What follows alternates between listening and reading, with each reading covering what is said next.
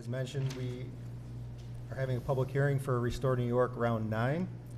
I'm going to open that public hearing, but before I do, I want to turn it over to the city manager and Ms. Haynes from the Planning Department to give some background information on the proposed project with Hunter Dinerant. So, Mayor, I'll start out and then pass it off to Jenny, and she'll have, I think, maybe some more specific dates. As everyone here probably recalls, and maybe folks in the public may or may not recall, or some of the details of this, a while back, the city, after several years of non-payment of property taxes, the city of Auburn took the diner and the property that is associated with the diner for back taxes. For a point of clarification, when a property owner does not pay taxes on a property in the city of Auburn, not only do we lose that revenue from the lost city property taxes, but the city is also obligated to make whole the school district and the county. So any county or school district property taxes are made whole by the city. So when we have a property that is delinquent in taxes, not only does it cost us our own lost revenue, but we actually have to pay the county and school district the portion as well. So there's actually a cost to us. It's not just lost revenue. There's actually a cost to the municipality. We do our best to work with property owners to try to get through that, especially with properties of some sort of significance, whether that be a business or an employer, or in this case, a historic piece of our city. But we can only go just so far with that. We get to a point of certainly diminishing returns or a point of no return, which staff agreed we were at with this particular property. So the city took possession of the property to essentially stop the bleed. Upon review of the property by several of our city departments, including our engineering department, our municipal utilities department, and did I say engineering, code enforcement, they looked at the property and they were aware that there were code issues with it. They were aware that there were some safety issues with it. The public may be familiar with driving by the property prior to it being taken for taxes. Part of the sidewalk had been closed for a period of time. That was due to a structural deficiency in the substructure over the river that supported the sidewalk was rotted away. Upon further review by our professionals here, it was determined that there was more significant structural issues with that property related to the sidewalk. So when you drive by there now, you'll notice that actually the other portion of the sidewalk is also closed for public safety reasons. In order to try to return the property, or at least the dining car, to productive use, the city put together an RFP trying to get interested parties to put forth a proposal to rehabilitate the diner.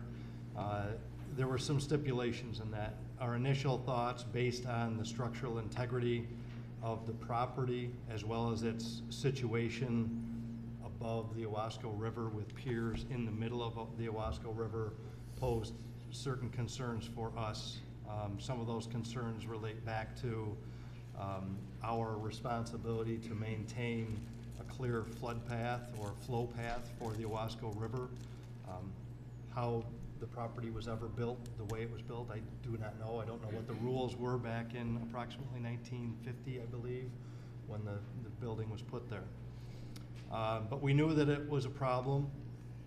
There's certainly been a lot of feedback from the community about that decision. I personally stand behind that decision. It's easy to say it will never happen. We'll never get rains like that. We'll never get floodwaters like that. I will remind everyone that as we build out our infrastructure throughout the city, as we replace bridges, as we replace culverts, they are significantly larger than they used to be. We are experiencing, as a nation, as a world, higher volume flood events. We don't have to look very far back in our calendar to see what happened this summer in some places that thought they were safe from flooding. So we stand by our decision that the way that the building currently exists and is supported on piers in the riverbed is not safe, is not appropriate, needs to be modified. In our initial thoughts with putting out the RFP, we didn't envision a plan to deal with that other than simply removing the building. And I say simply removing the building, that's no small task, as anybody here can probably imagine. To remove the dining car, remove the structure, relocate it someplace else, hopefully within the city, and reutilize it. I believe we only received one, is that correct, Jenny? Yes. One response to that. And it really was not what we expected. We were expecting a proposal that had a little something in it for the city where it would be like we'd recoup some of those back taxes potentially. And essentially what the RFP came back was how much it would cost us to have this particular respondent to the RFP remove the dining car. So we turned down that particular proposal and have been contemplating what would happen now. And I don't know if this is a good place to hand it off to you, Jenny. Sure, thank you. So in September of 2024, the city was approached by a development team that is proposing to rehabilitate, improve, and reopen the diner in place with these issues addressed related to the structures in the river. As you can imagine, they had a lot of work to do, due diligence, architectural engineering, and they've done so. Total project costs would be approximately $4.8 million. So they have resources to bring to the table, but not enough to cover that full amount. So they had learned of the Restore New York grant program and asked to partner with the city for a $1 million application. This public hearing is required as part of that process in order to gather comments from the public. There is a presentation later in your agenda tonight from this project team, which is sitting here behind me. Tony Didabo and Andy Ramsgard are here representing that team. They have other partners that were not able to make it tonight, but they will be able to give you some more detail for the project. All right, very good, thank you. Thank you. At this time, I'd like to call up Mr. Tony Didabo, who is partnering with a group of local and out-of-town investors that have an interest in Auburn, some former Auburnians.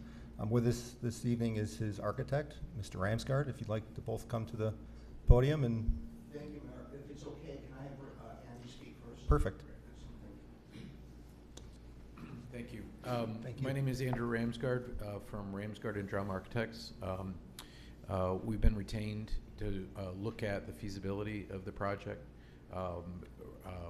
restoring the Hunter Diner.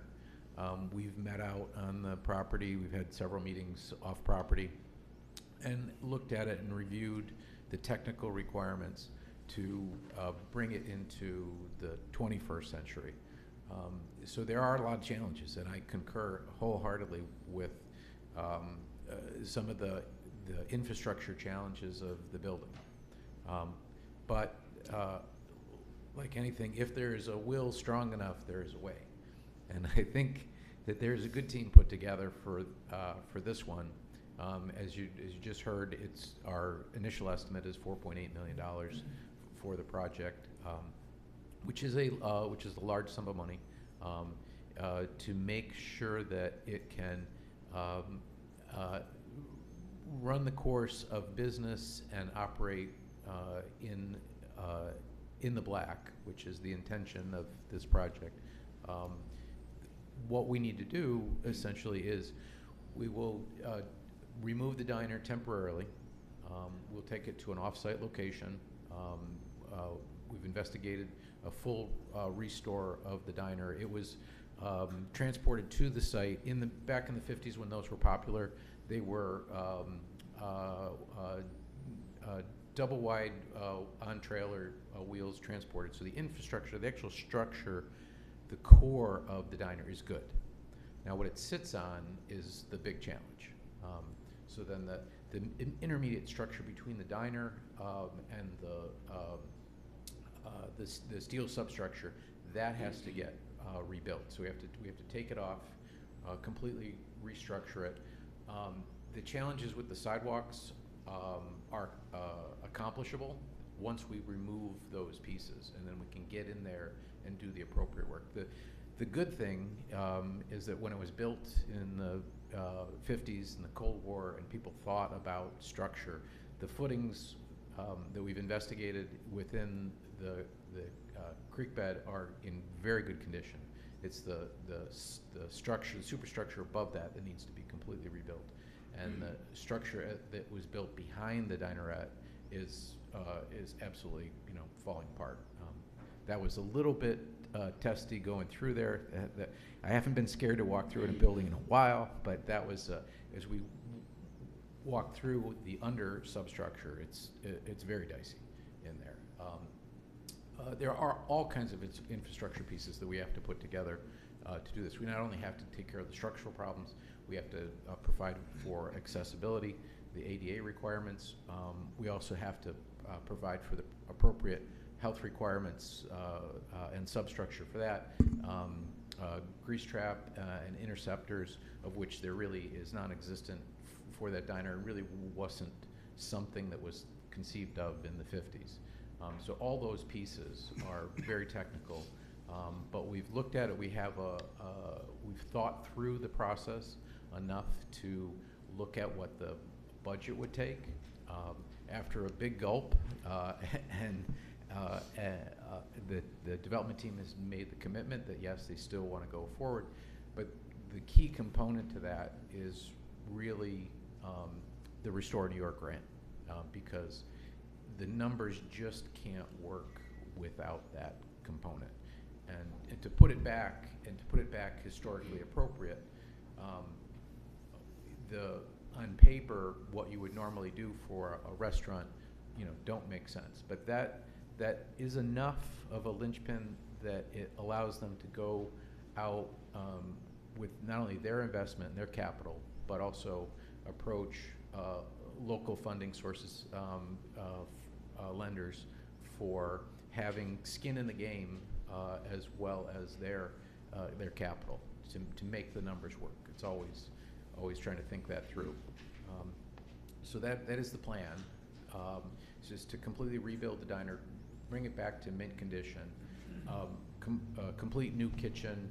We would be removing all of the lower floor. There's a sub-floor underneath that's about 5 feet or less high, that actually was an operating portion of the restaurant. That will be completely gone, and we have to build all the infrastructure that we need to have at the level of the diner above and also above the floodplain. So that's a conscious thing that we have to figure out in the process. And we conceptually thought it through of how we're going to do it, how we're going to place the infrastructure and the pieces and the parts. Having done this many times before, we know what the challenges are, and we think we can accomplish them. And the Restore New York grant is a really critical component to that. So we thank you for all the time that you've spent and your encouragement to go forward with this project. Thank you. Any questions for Mr. Ramsgard? Mr. Ramsgard, can you just talk a little bit about how we address or overcome the current obstructions in the river, right? That's one of the big components of this, that with the pylons in the river, right now there's a tree. I ran by there today and there's a tree up against one of the pylons. How do we overcome that? So we would be redoing the substructure. Some of the pylons we won't need. There are a couple that we will need. And we've looked at it to identify how we can basically create our structural grid off the ones that are sound, and then remove the pieces that are not critical to what our new structure is. We'll be clear spanning a lot of the structure, working around it, but there are multiple piers down there. There's 2 of them that are in great condition, which we plan on utilizing. Mr. Jensen, does that solve our concerns with the obstructions in the river?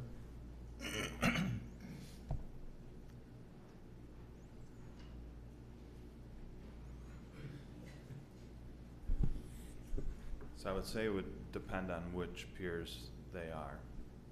If they're the piers that are the furthest to, I guess, the east bank in that location, we'd have to look at it. But I would envision a superstructure similar to the bridge itself, you know, spanning the river, holding the diner at the elevation that's equal to the existing bridge that's there now. Okay. And this would all require DEC approval, is that correct? Yeah, any work in the river or adjacent to the river would require DEC approval. Yep. Okay, very good, thank you. Sorry to put you on the spot. Nope, that's okay. Any other questions for Mr. Ramsgard? Yeah. Yes, Councilor Kent. I don't know, maybe this is for Tony, I don't know, but, sorry. So, you're gonna move first of all, I think it's a really exciting concept. You're gonna move the diner off its location, rehab it, do the work at the, in the river, and then put it back? Correct.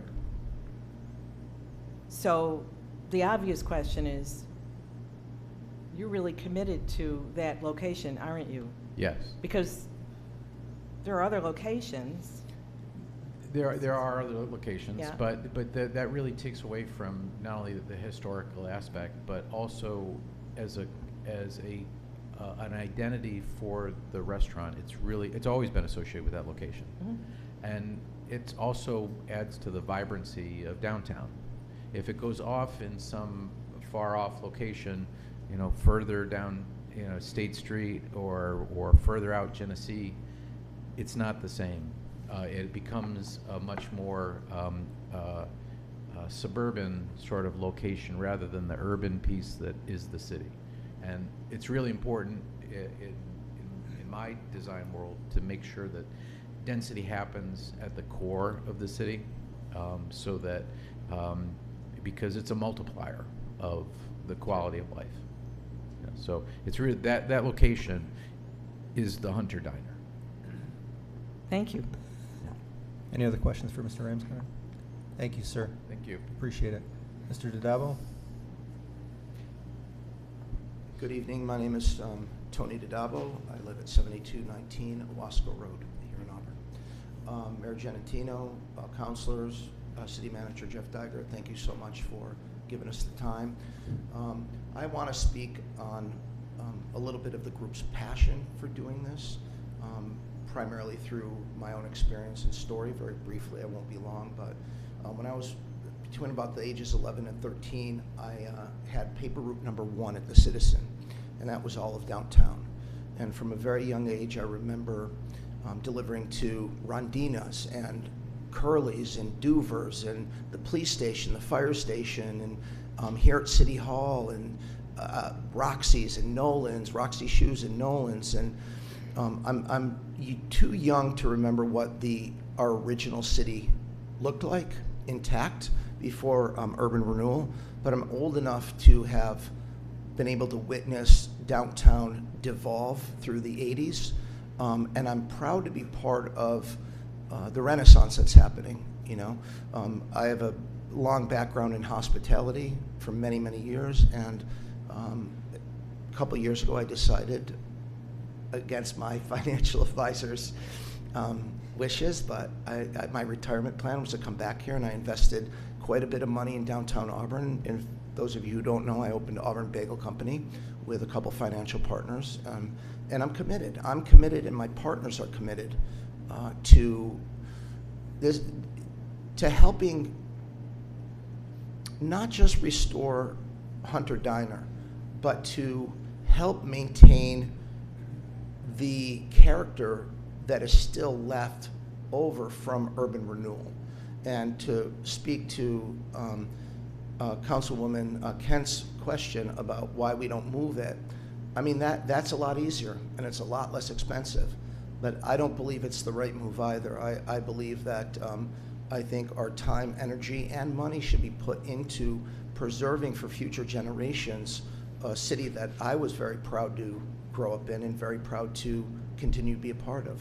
So I thank you for all your efforts. I also want to say a very special thanks to Miss Jenny Haynes, who has worked very hard on our behalf for this initiative. So thank you. Thank you. Any questions for Mr. Dodabo? Mr. Dodabo, thank you for taking the time to be here tonight. I've had the opportunity to meet with you and your team. I want to, on behalf of council, thank you all for your passion, your interest in this project. I think it can only add to what's currently going on in downtown Auburn, so thank you for that. At this time, is anybody wishing to speak during the public hearing? Sir.